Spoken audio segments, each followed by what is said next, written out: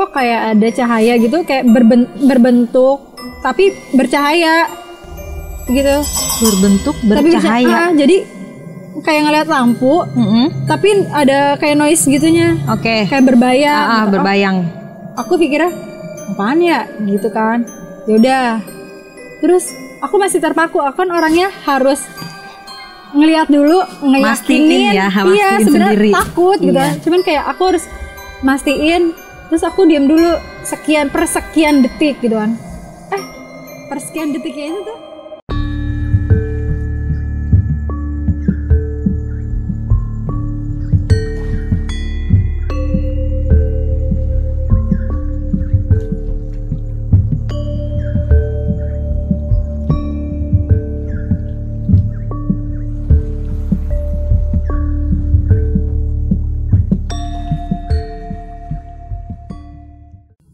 Kembali lagi bersama gue Ji di channel Kisah Pendaki. Malam ini gue kedatangan salah satu seorang narasumber perempuan cantik yang mempunyai pengalaman kisah pendakian. Langsung aja, ini dia narasumber kita. Halo Kak Zi. Arum, apa kabar? Baik-baik. Rum, sebelum Arum menceritakan pendakian Arum, boleh perkenalkan diri dulu pada teman-teman. Halo, aku Arum. Jadi di sini nanti aku mau berbagi cerita ya. Kemarin waktu tahun 2016 kita trekking bareng di Taman Nasional Gunung Ciremai gitu. Oke. Teman-teman, sebelum kita mendengarkan kisah cerita dari Arum, jangan lupa buat kalian yang belum subscribe, cepat di subscribe, like, comment, and share biar kalian tetap ikutin terus kisah pendaki.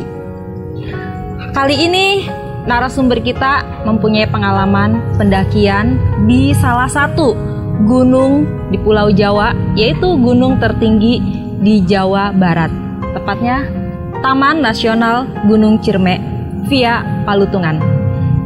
Kalian penasaran gimana ceritanya? Langsung aja.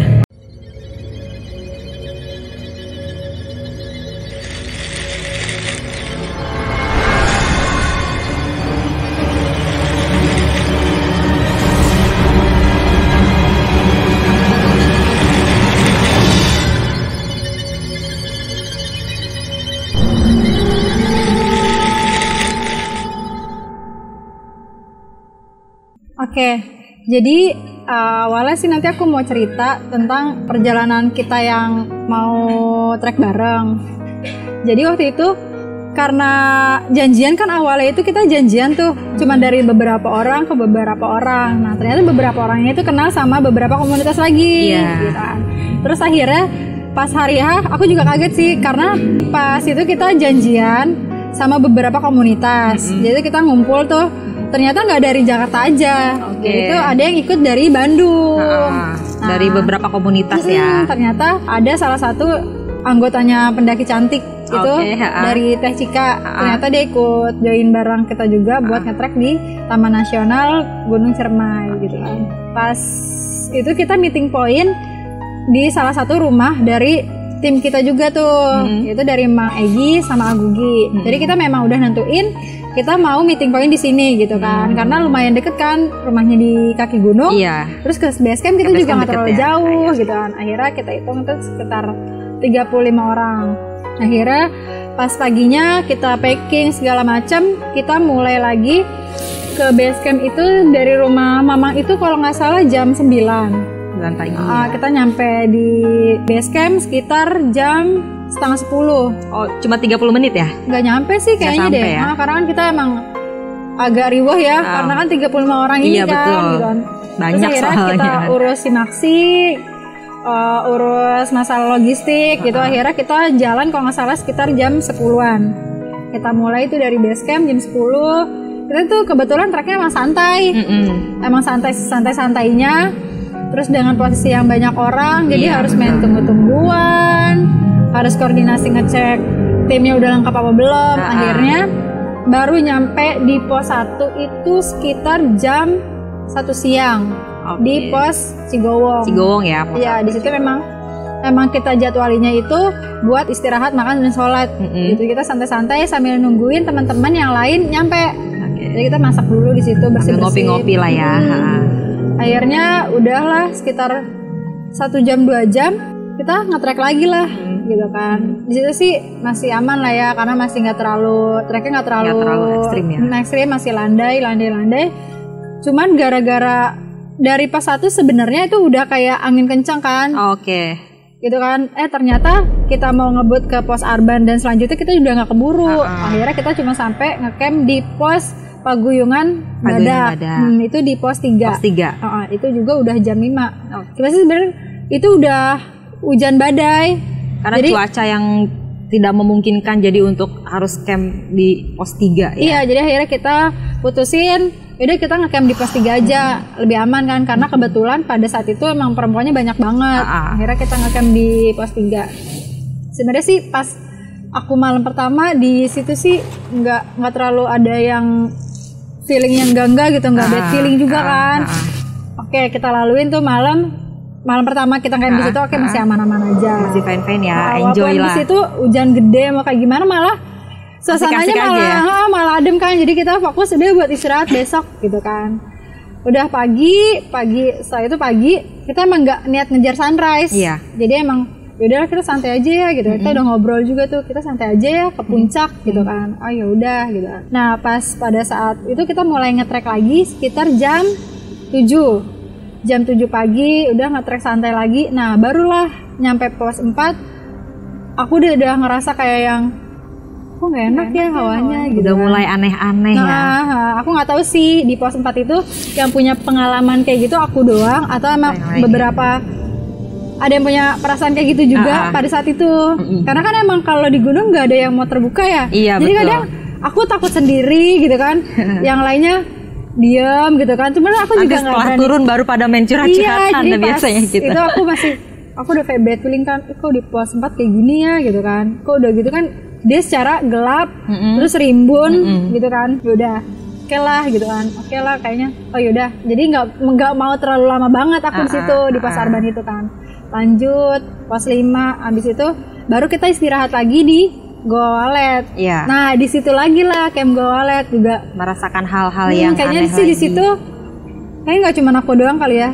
Apa sih di pos Goa Walet Arum ada ngelihat sesuatu kah atau hanya merasa aja ngelihat gitu? Sih enggak sih di situ. Cuman emang ngerasanya aja hawanya beda kan. Hawanya beda ya. Hawanya beda banget sama yang pos-pos sebelumnya. Karena kita agak turun ke bawah. Iya. Terus ke dalamnya juga lebih gelap. Iya. Gitu kan. Arum sempat masuk ke dalam guanya itu. Sempat ke dalam karena aku ngambil bantuin air. Nah, mulai dari situ kita dari camp Goa Walet itu kan sekalian isoma tuh. Berarti itu kalau nggak salah abis zuhur. Nah, abis zuhur kita baru lanjut lagi tuh ke puncak. Nah, udah selesai sampai puncak, turun lagi kan. Sama lah, santai. Iya. Terus nggak ngelihat waktu, taunya sampai pos lagi itu sekitar jam 4 atau setengah 5. Oh udah keburu sore juga kan. Jadi anak-anak udah capek. Yaudah ya akhirnya kita putusin lagi. Yaudah ya ngecamp di sini lagi aja gitu kan. Oh ya udah di situ.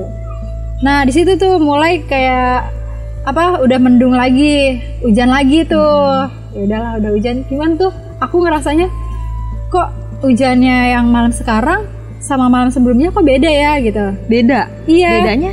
Nggak tahu sih, cuman kayak ngerasa rasanya aja yang beda gitu. Kayak beda gitu kan pokoknya. Jadi cuma kan aku nggak terlalu mikirin ya, karena udah bener-bener capek. Nah aku mikirnya, mungkin karena aku capek kali ya gitu kan. Yaudah sih bener-bener udah istirahat. Oke kita istirahat karena hujan besar juga. Nah mulai dari situ udah kan pas sekitar jam 4 subuh aku pengen pipis kah, terus aku tahan. Sebenarnya aku nggak bisa kan, akhirnya aku bangunin sama temen aku, temenin pipis yuk gitu kan. Oh ya udah yuk gitu kan. Karena di situ sebenarnya di situ tendanya tuh rapat-rapat. Jadi tuh yang sejajaran sama aku itu sekitar ada 4 tenda. Nah yang di seberangnya itu ada sekitar 3 atau 4 tenda. Itu sebenarnya masih teman-teman kita juga. Jadi aku juga pas pengen pipis juga nggak ngerasa takut gitu kan. Karena ngerasa aman. Ya ini aman, mereka semua teman-teman gue kenal gitu ya. Iya kalau ada apa-apa oh yaudah tinggal teriak ada orang gitu. Beneran feeling aku nggak enak, ternyata kejadian lah kayak gitu. Padahal lampu senter aku udah siasatin karena aku udah sebelumnya pernah kayak ke gunung yang sebelumnya.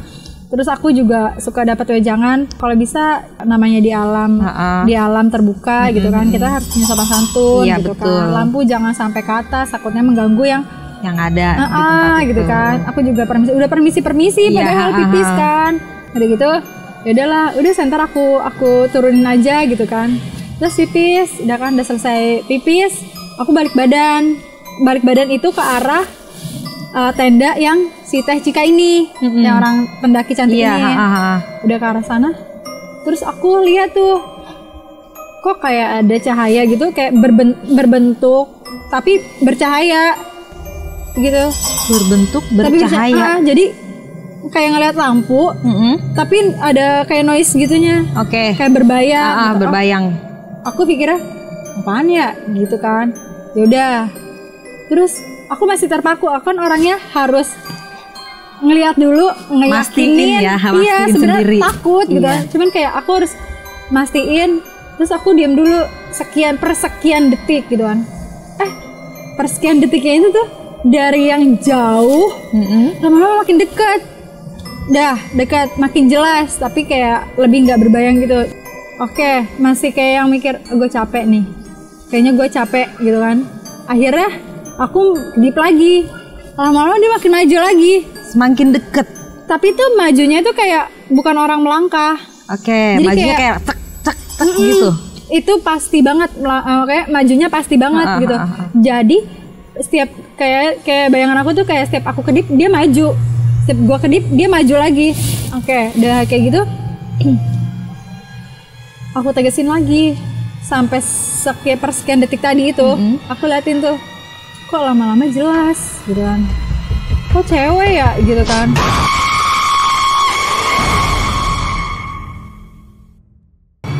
Tapi tuh aku tahu gitu kan, kayaknya teman-teman aku nggak ada yang pakainya kayak gini. Pakaiannya kayak apa tuh, Rum?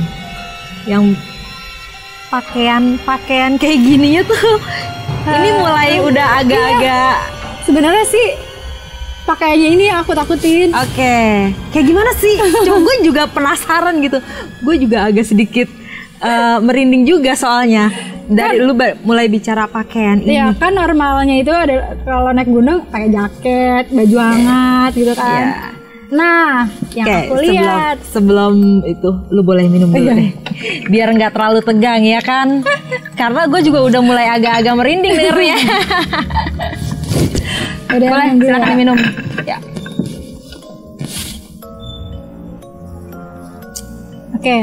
Lanjut ya.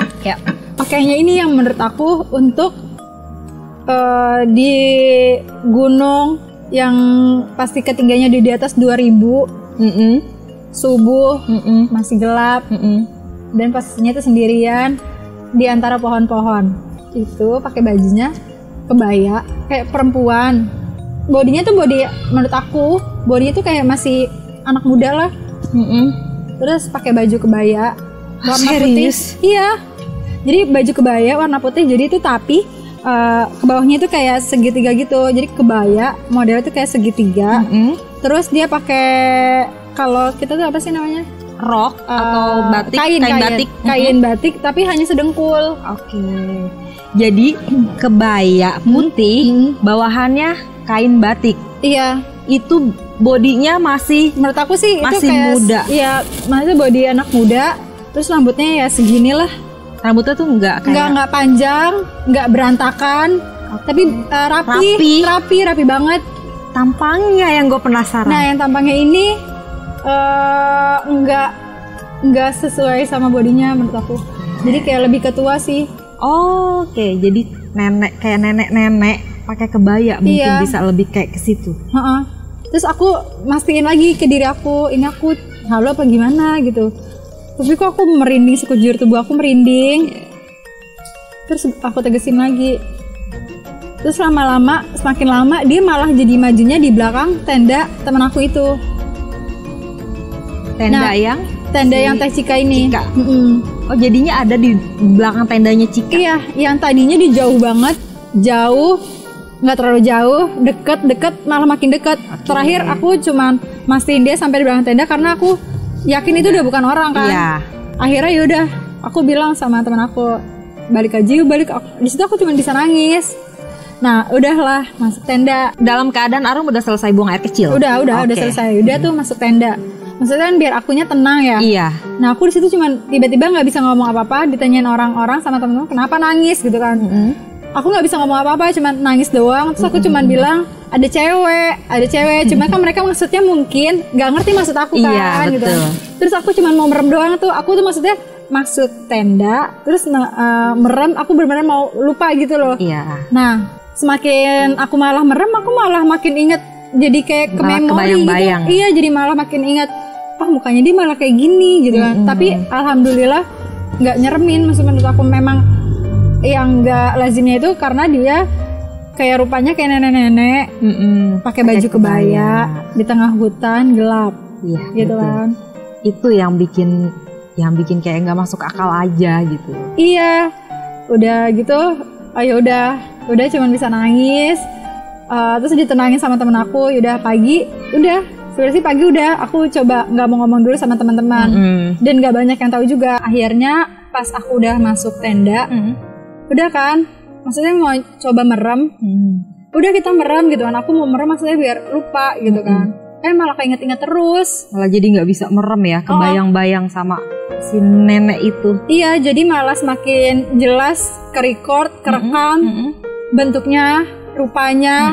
Dan memang pada saat itu wangi banget. Wangi apa tuh? Wangi bunga, tapi aku nggak tahu itu bunga apa ya. Maksudnya intinya namanya di hutan wangi itu paling wangi embun, wangi daun, pohon gitu. Ini wangi-wangi bunga gitu ya. Tapi wangi banget gitu kan. Udah aku masuk tenda niatnya mau tidur lagi gitu kan, nggak bisa. Karena yang ada di bayang-bayang aku malah si perempuan ini. Setiap merem muncul gambarnya dia gitu ya. Jadi malah pas merem itu jatuhnya malah nangis. Jadi sampai pagi kayak gelisah sendiri gitu kan, mau cepet-cepet pagi gitu. Udahlah aku coba istirahat, merem ayam. Pagi udah tuh aku coba nggak sharing dulu, aku nggak mau cerita sama teman-teman kan. Karena masih di area sekitar. Pertama area situ, kedua nanti mereka yang heboh. Betul. Gitu kan, terus nanti lebih ke akunya yang lebih takut lagi kan. Maksudnya aku coba lupain, udah lupain gitu kan. Udah dipendem dulu deh.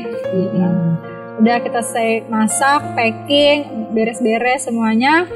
Selesai jam 9 pagi ya. Oke, 9 pagi, yaudah kita langsung buru-buru turun kan, soalnya kita ada yang ngejar waktu juga. Iya, betul. Nah pas turun malah hujan lagi. Sempat hujan kan, tapi nggak lama sih. Pokoknya pas kita sampai pos 1 Cigowong itu udah reda. Nah di situ aku sekalian bersih-bersih, ambillah mata air lagi di situ minum. Di pos Cigowongnya ya? Iya kan, di situ ada kamar mandi. Iya, ada kamar mandi, ada kali juga dia di pos Cigowong gitu. Nah karena mungkin abis hujan mendung, jadi lebih ke gelap. Iya. Dan memang biasanya kan memang lembab. Cuman ini tuh lebih lembab. Lebih lembab dari yang biasanya ya? Iya, lebih lembab dari yang aku rasain pas pertama. Yang hari pertama. Ini berarti hari kedua. Iya. Nah pas lagi, di situ lagi aku lebih kayak bad feeling lagi dong. Pas lagi ngambil air, kok ngerasa kok ada yang merhatiin lagi gitu kan. Itu yang merhatiin dari kamar mandi atau dari arah luar kamar mandi atau dari dalam kamar mandi? Di belakangnya. Di belakang kamar mandi. Jadi Arum ngambil airnya di posisinya di? Jadi kan agak ke bawah. Kan pos itu yang suka banyak tenda-tenda. Aku turun ke bawah dulu. Turun ke bawah kan kali. Nah ya ke arah sana ke belakang. Nah di situ kayak ada yang merhatiin. Udah kan cuman mikirnya, ya udahlah, aku masih. Arum sempat noleh ngeliat kah atau? Enggak, karena aku udah ngerasa takut. Udah parno duluan dari yang malam, dari yang malam di pos 3 itu. Lupa. Jadi pas di situ nggak berani ngeliat. Karena takutnya zong lagi. Iya betul. Ya udah buru-buru kan, maksudnya nyusul yang lain. Udah nyusul yang lain. Pas di pos 1 kita istirahat lagi kan. Ya udah istirahat, makan sholat, udah akhirnya kita turun lagi. Nah ternyata dari situ hujan lagi.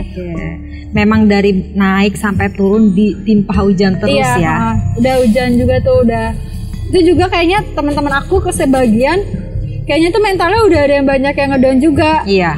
Karena satu capek. Iya. Udah 3 hari di gunung. Kedua hujan, 2 hari naik turun hujan. Ketiga udah terlanjur sore. Jadi tuh waktu itu aku jam 4 masih ada di trek. Jam 5 itu sekitaran, kalau aku pribadi aku udah nyampe duluan sekitar jam 5 di pos di base camp. Udah tuh. Nah beberapa teman ini masih ada yang di atas karena sempat ada yang keseleo sama emang jalannya licin banget gitu kan. Nah situ kayaknya udah mental anak-anak udah nggak karuan juga kan. Udahlah sampai situ udah baru dicerita di situ sama teman-teman. Oh sudah nyampe base camp ya? Baru cerita. Terus sempat ngobrol juga di situ, ternyata sama orang warungnya ada yang teteh itu bilang kayaknya juga pernah ada yang ngalamin hal kejadian sama aku di pos yang sama. Aku nggak tahu posnya yang sama atau enggak gitu kan, cuman pernah dengar juga pokoknya si teteh bilang iya pokoknya di situ mah emang maksudnya kayaknya ya si nenek ini memang sempat eksis juga, maksudnya pun nggak di aku doang gitu kan. Betul. Mungkin kayaknya pernah di pendaki lain atau di rombongan lain gitu. Nah makanya kayaknya kalau ada yang pernah serupa sama aku kayaknya boleh ya nanti di komen juga. Jadi kita sharing. Kalau ada yang punya pengalaman sama seperti Kak Arum, boleh komen di bawah.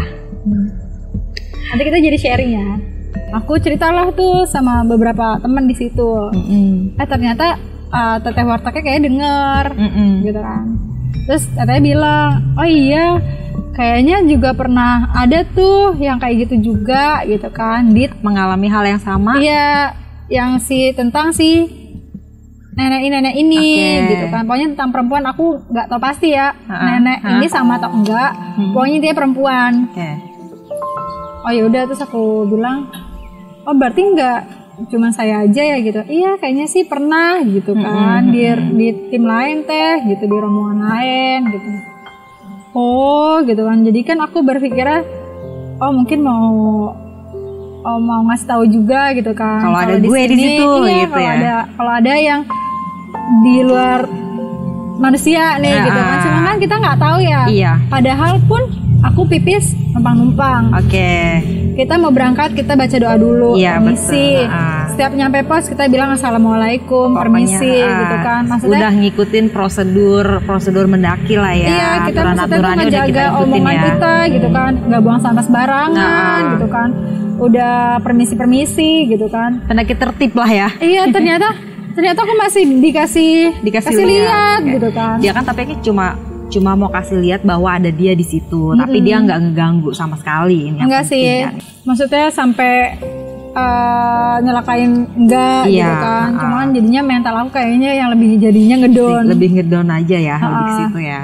Nah sempat aku juga nanya juga, kok cuma aku doang sih gitu kan. Kok yang lain enggak gitu kan. Teman-teman nggak ada yang dikasih tahu gitu, nggak ada yang diliatin gitu ya. Enggak pada saat itu. Makanya aku mikir apa aku salah gitu kan. Apa yang salah dari aku. Padahal aku juga nggak head atau aku bawa atau aku punya pegangan pun aku nggak ada gitu kan. Pokoknya hal kayak gitu nggak ada lah gitu kan. Gitu sih. Intinya Arum ini udah mengikuti sesuai prosedur pendakian. Tata keramanya dijaga, udah yang kayak gitu ya Rum ya. Tapi memang setiap yang namanya di gunung itu pasti ada penunggunya, pasti ada makhluk lain. Selagi kita masih bisa kayak sopan santun ya, mereka paling cuma mau nunjukin ada gue di sini, cuma lebih kayak ke situ aja. Tapi dia insya Allah nggak akan diganggu, kayak gitu aja sih. Gimana terus cerita selanjutnya? Apa sampai di sini atau setelah turun ada cerita-cerita lain setelah itu? Udah sih sampai situ aja. Udah mulai di situ dia nggak ngikutin, nggak ngegangguin atau nggak berarti? Enggak. Emang dia cuma mau menunjukkan bahwa ada gue di sini, lebih ke situ aja. Silaturahmi kali ya. Betul. Jadi mendaki itu bukan selalu menunjukkan bahwa setiap gunung itu serem, angker atau mengerikan atau hal semacamnya. Setiap gunung itu udah pasti ada penunggunya. Tapi kita jangan berkecil hati, jangan selalu mengira, ini sih nakut-nakutin, kalau gue pengen naik sini gue jadi takut. Jangan berpikiran seperti itu. Ini dijadiin aja pengalaman atau pelajaran buat kita ketika kita mau mendaki gunung seperti apa, dan kita udah bisa prepare diri kita harus seperti apa, bagaimana ketika kita mengalami hal yang sama, kayak gitu aja sih. Lebih kayak ke situ aja sih kalau menurut gue. Jadi ambil pengalamannya buat next pelajarannya kali. Pengalaman, pelajaran ya. Jadi buat teman-teman yang belum pernah naik ke Ciremai ataupun gunung manapun, ya kita memang harus bisa safety-nya gitu. Kita juga udah harus tahu gimana caranya nanti kita mendaki gunung. Kayak kita mau bertamu kemanapun, tuan rumah itu kita harus hormati. Karena kita ini sebagai tamu gitu. Jangan acak-acak rumah orang, ya kan, lebih kayak ke situ aja. Kita harus respect sama yang punya tempat. Itu aja sih. Oke, Arum, kali ini cukup sampai di sini cerita dari Arum ya tentang pendakian di Taman Nasional Gunung Ciremai.